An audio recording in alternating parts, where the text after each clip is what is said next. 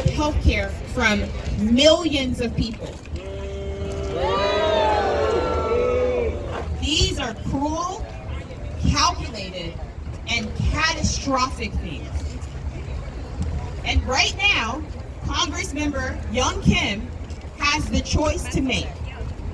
She can either choose to protect her constituents, or she can choose to bury them. We are figuratively gathered here today for a funeral, but if Congressmember Kim votes to gut Medicaid, then come the time, these caskets will no longer be symbolic. They will become real. So we are gathered here in grief. We are gathered here in rage. But most importantly, we are gathered here in love. Love for our communities, love for our elders, love for people with disabilities, love for our children, love for working families, and love for everyone who depends on Medicaid to survive. What we see here today is a hearse. We see caskets, we see mourning families, and this is not theater. It is a warning. It is a warning for the future if Congressmember Kim does not stand up for her constituents. Right. So we have one thing to say to Congressmember Kim. Not on our watch. Not on our watch. Not on our watch. Not on our watch. Not on our watch. Not on our watch. Why? Why? Because if these cuts are enacted, people will die. That is not a speculation. That is not an exaggeration. That is a cold, hard fact. So we are here to make it plain. We are here to show Congressmember Kim that her vote will literally mean life or death. And we are here to remind her that every dollar she cuts from Medicaid has a human cost. A human cost. So today, as we marched here, we carried with us the names, the faces, and the futures of those whose lives are hanging in the balance of her vote. And we are not going to sit on these sidelines as she begins to dig the graves of those we love most. So we're here to say yet again, not on our watch. Not on our watch. Not on our watch. Not on our watch. Not on our watch. Not on our watch. Not on our watch.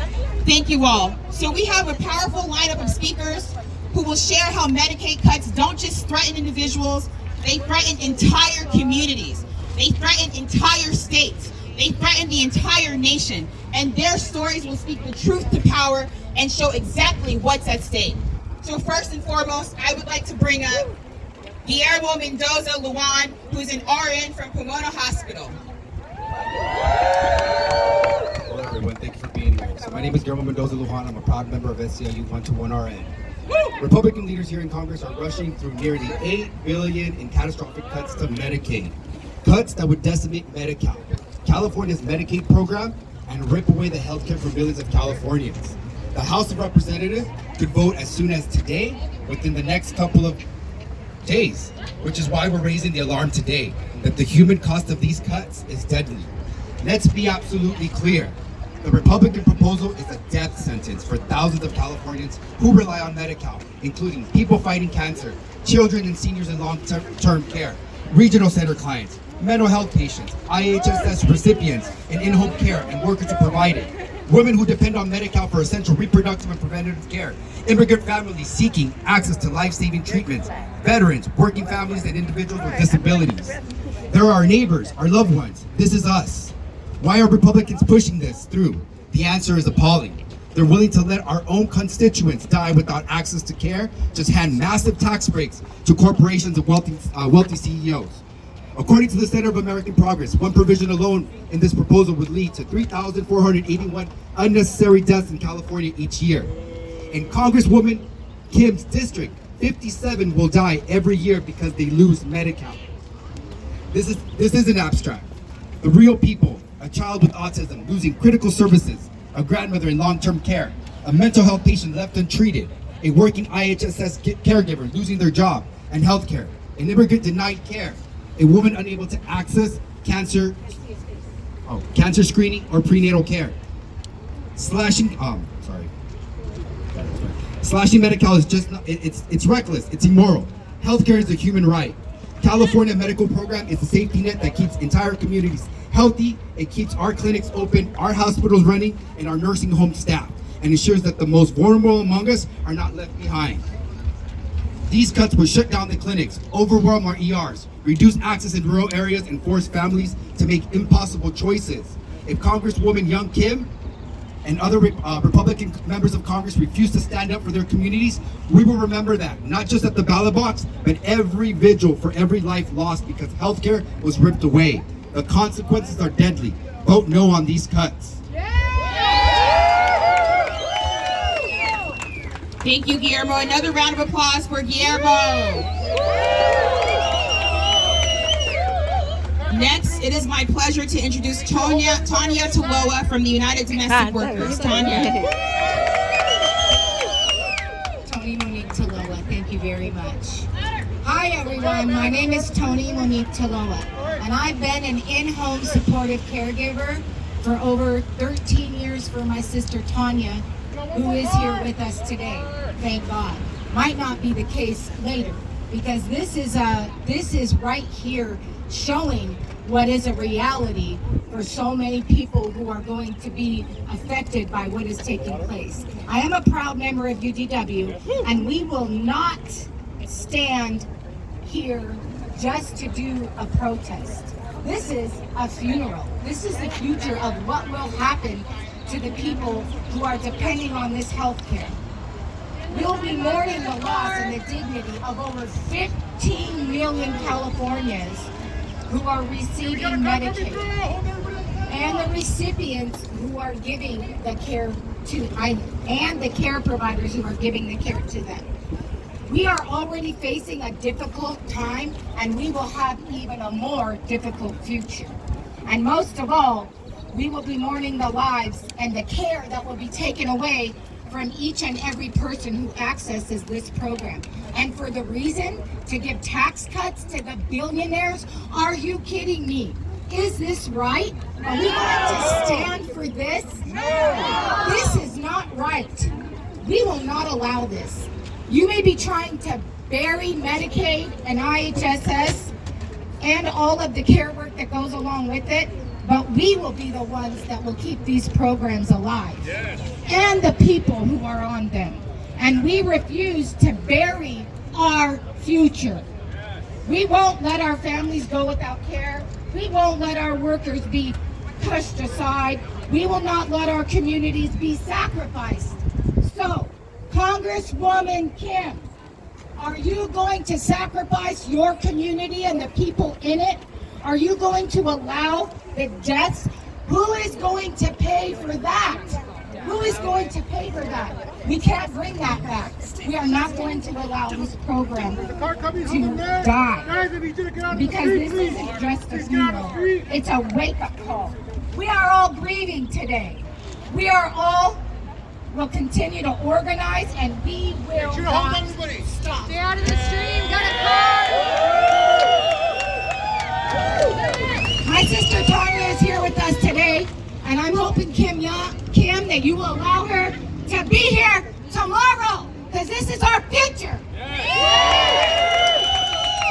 Thank you very much, Tony. Thank you very much, Tony. Next, we will have Dr. Nakisha Hagagat, who is a resident of SEIU CIR. Hi, everyone. My name is Dr. Nakisha Hagagat, and I am a psychiatrist here in Orange County, as well as a proud member of our resident physician CIR SEIU. And I am here to share with you my direct and certain knowledge. Medi-Cal saves lives. I have seen it firsthand every single day. And that also means that I know for a fact that cutting Medicaid will result in needless suffering, sickness, and death. As a psychiatric fellow who will be further specializing in addiction medicine, I have rotated through virtually every possible setting in our mental health care system. Community clinics, private hospitals, substance use clinics, mobile psychiatric units, and more. I've treated people who are homeless, teens addicted to opioids, children with developmental disorders, and adults with serious mental illnesses who have gone on to lead healthy, productive lives with families, jobs, and countless opportunities to pursue what makes them happy, all because they received good, quality health care. Access to that care completely changes the course of a person's life. A person who has a substance use disorder and becomes dependent on opioids can either receive safe, structured, medically recommended treatment to guide them away from dependence and back to their jobs and families. Or, when they have no access to care, they can try repeatedly to quit on their own, only to return to more and more severe substance use, leading all too often to fatal overdoses and a worsening of the opioid crisis as we see it today. A person with alcohol use disorder who tries to quit alone and without medical support can experience seizures and death. And of course, untreated alcoholism leads to countless hospital stays and deaths in this country, from accidents to liver diseases and more. In the course of my training, I have met many people whose resilience and determination have and continue to inspire me. That drive to flourish, to thrive, to live is deep inside all of us. And Medi-Cal provides the services, the therapies, the medications, and the support that allows people to make that journey to health and well-being. I know a man who is a farmer. He's in his 70s and is full of life and curiosity and plans for the future. He grows beautiful avocados, peaches, and plums right here in Southern California. And you may have even seen him at a local farmer's market selling the fruits of his labor. What you might not know is that that fruit comes directly from our investment in care. He has a psychiatric condition, schizophrenia, that would otherwise, without access to care, make it impossible to do these things. But because he has health care and has been treated successfully, he leads a rich life and is a beloved member of our community. Without access to health care, he could be on the streets. He could be seriously ill. He might not be alive. Access to health care, and that's what Medi-Cal is at the end of the day, saves lives. Cutting care will cause death and despair. Congresswoman Kim, in the medical profession, we take an oath to do no harm. It's a promise that our actions will be guided by the interests of our patients and our communities. I ask you, Congresswoman Kim, to take the same oath. Vote no on Medicaid cuts that will do only harm. Thank you.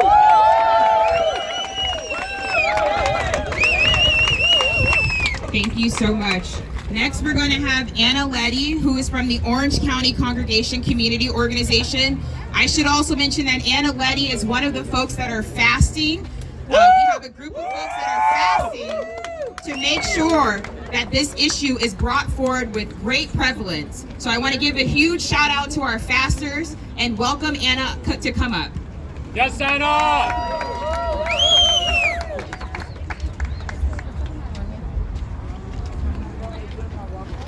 Estoy aquí en mi tercer día de ayuno porque creo firmemente que la congresista June Kim, como nuestra representante, debe ser nuestra voz y vote no a la conciliación del presupuesto, porque esto sería otro golpe devastador donde corren peligro 15 millones de personas, como con la pandemia que murieron infinidad de personas.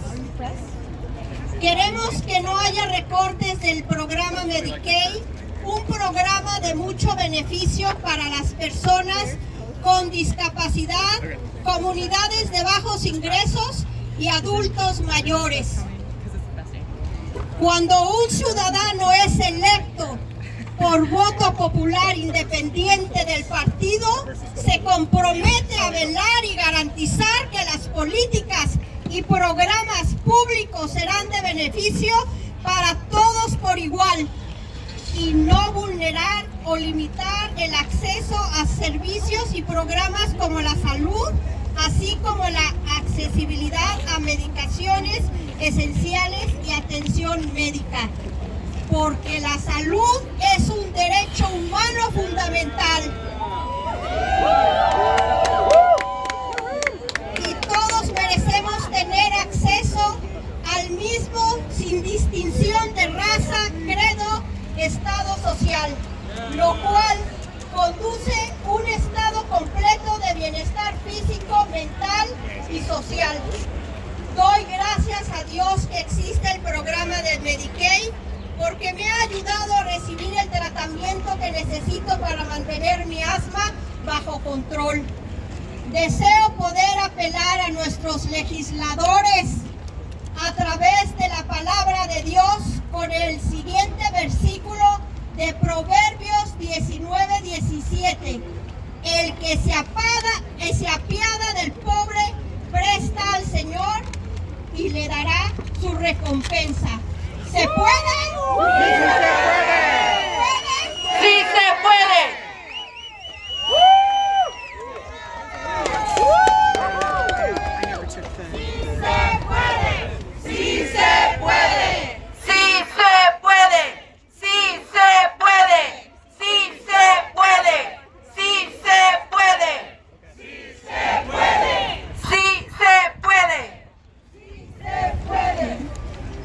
¡Sí se puede! I am here on my third day fasting so that Congresswoman Young Kim, as our representative, be our voice and vote no on budget reconciliation. Because this will be another devastating blow that will put 50 million people at risk, like during the pandemic where countless people died. We don't want any cuts to Medicaid, a program of great benefit of people with disabilities, low-income families, and the elderly. When someone is elected by popular vote, regardless of party, they commit to look after and guarantee that policies and public programs are for the benefit of everyone equally, and not limit access to healthcare services like access to essential medications and care.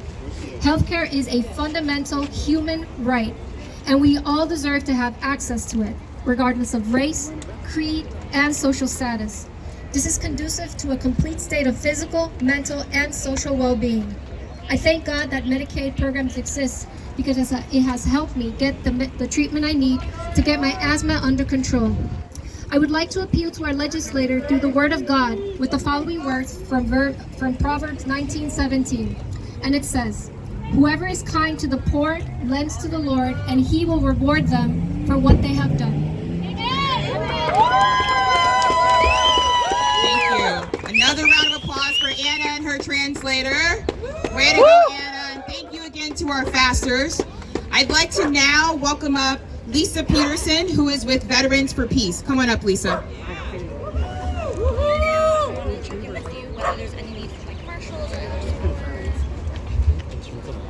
Hi, good afternoon. My name is Lisa Peterson. I'm with Veterans for Peace. I know I don't have to tell you how morally wrong it is to cut essential services without first investing in long-term sustainable solutions. And yet, here we are today from all walks of life, united in our opposition to the House Republicans' proposal to slash the Medicaid budget by at least $880 billion over the next 10 years. If this budget cut goes through, it will cut Medi-Cal, California's Medicaid program, and strip health care from millions of Californians. Let me be clear about how this will impact over 1.8 million veterans in California, which happens to be the largest veteran population in the United States. Around 10% of these veterans will be impacted the most. Cutting Medi-Cal will directly harm our California veterans' access to health care, which would lead to, 1, making it harder for them to get timely care due to reduced VA staffing. 2, there will be fewer outpatient services to help veterans transition to and function in civilian life. 3, the high cost of living in California. Our veterans will encounter delays in having their claims processed so they can receive their reimbursements. This is especially damaging because the almighty dollar doesn't go as far today as it used to be. And 4, with the budget decrease, it will cut essential research and program funding that veterans depend on. Our veterans are real people with real families whose real lives are on the line. And I have some close friends who served in the military. They're like family to me. They couldn't be here today. Some are facing difficult challenges and others are dealing with PTSD that they got during their time in active duty. It makes my heart cry that all these veterans who will be impacted will not receive the support they so desperately need.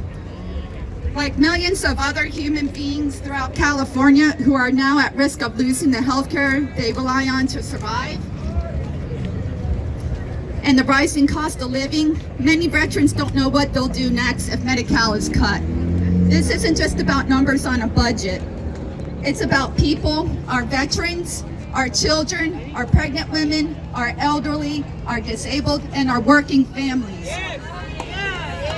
And once again, our people are being pushed aside in favor of greed. With that being said, let's call this what it is. It's a war on the poor. I know I don't need to convince you how morally wrong it is to gut healthcare services without even attempting to create sustainable alternatives, but I do have to say this.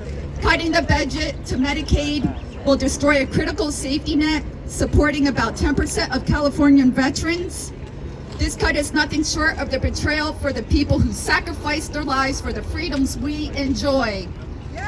It is shameful, and it is morally wrong that some of our elected officials, like Representative Young Kim, want to cut the budget. And basically what they're doing is signing a death warrant for the constituents' health and lives just to hand over another massive tax break to billionaires and corporations. We must continue to stand united. We must bring in and unite more people to end this injustice and others like it. And if Representative Young Kim refuses to stand up for her constituents, we'll remember that at the ballot box. Peace out. Thank you so much, Lisa.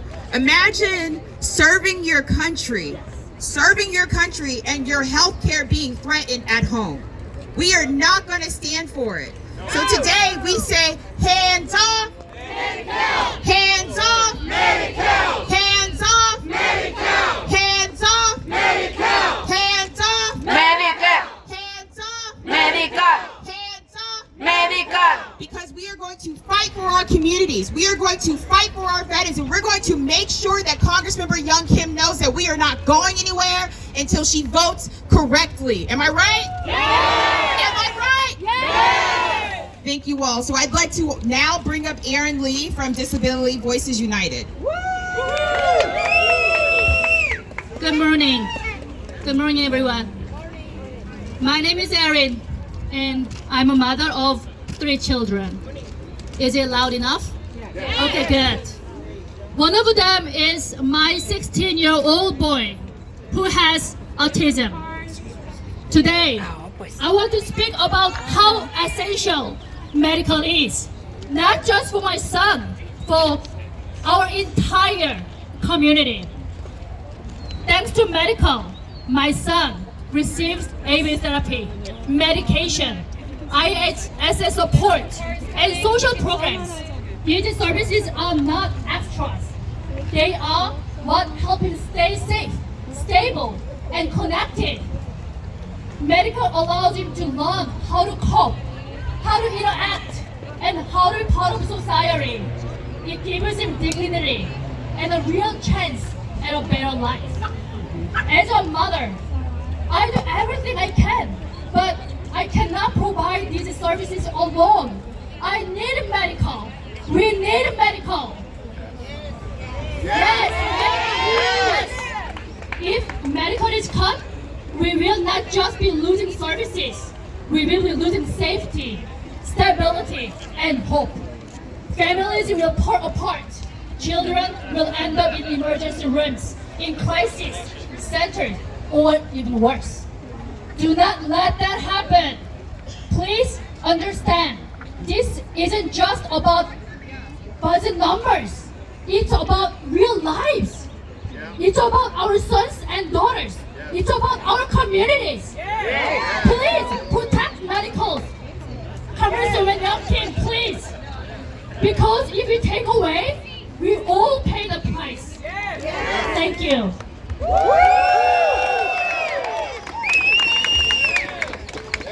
Thank you, Erin.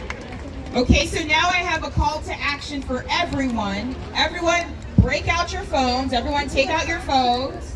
We are going to call Congressmember Young Kim's office and urge her to vote against any Medicaid cuts. So everyone, I'll give you a minute to take out your phone, and then I will give you a phone number. Go in more. There's a card. Okay, the phone number is 202-225-4111. And you are going to call and tell her her district wants her to vote no on any proposed Medicaid cuts. Again, the phone number is 202-225-4111. I'll say it once more. 202-225-4111. And I'll give folks a minute to do that.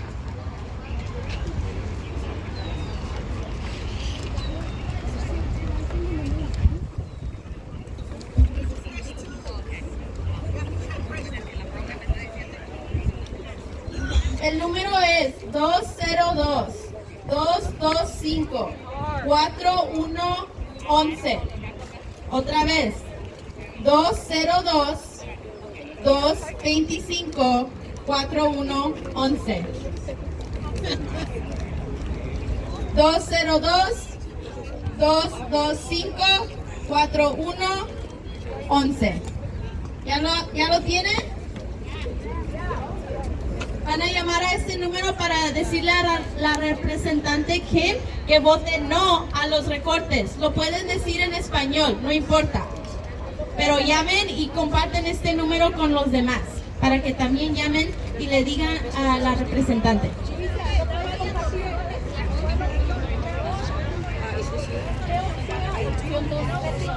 Opción, cuando llamen, por favor, oprimen opción 2. Y se van a conectar con la representante y le van a decir que voten no. Lo pueden decir en español. ¿Necesitan el número una más vez?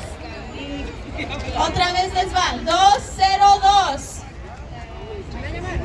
225 4111. Van a oprimar en la opción 2 y van a dejar un mensaje a la representante Kim que vote no a los recortes. ¿Sale? Gracias.